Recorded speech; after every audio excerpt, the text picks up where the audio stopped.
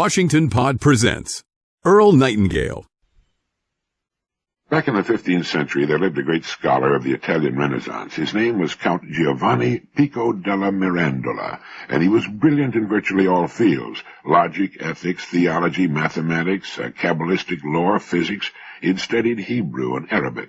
Like many of the noblemen of his day, he died from poison. It was handed to him by his secretary. There has to be a moral there someplace. But it was about something he wrote that I mention him. He wrote in an essay called The Dignity of Man that a man can choose to be anything. He can partake in, become a part of, anything he wants to. He can become a beast. He can become a god. He can do anything. Now here's writing from the Renaissance, from the 15th century, that could have been written by Sartre, Camus, or yesterday by a modern existentialist. This thought keeps reappearing throughout all of the writings of man. It's a perennial philosophy that runs through most religious thought as well. It states that we become what we choose to become, whether we realize it or not. My son used to love to watch a television program in which contestants would win a prize and then be given the choice of keeping the prize they had won or taking a chance by trading it for a prize that was hidden behind a curtain. The prize behind the curtain might be many times as valuable as the one they had, but then again it might be worthless.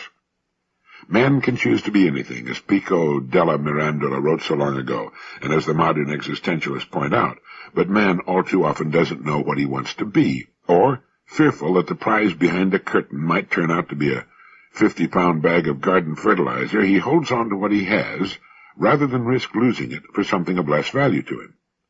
Often fearful and not aware of his real powers, living far below his true capacities, he plays for small stakes, not realizing that he holds all the cards.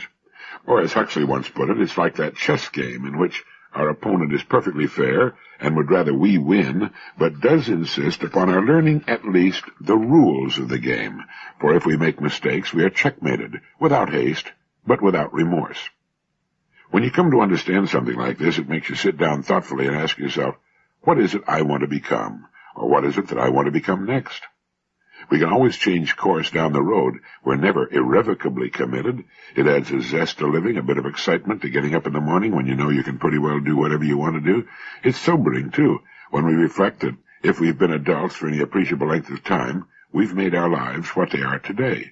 And if we're dissatisfied with them, at least it's probably our fault, unless we've been victims of situations over which we could exercise no control. But it's something to think about. A man can choose to be anything, or a woman. He can partake in, become a part of anything he wants to. He can become a beast. He can become a god. He can do anything. Written in the 15th century.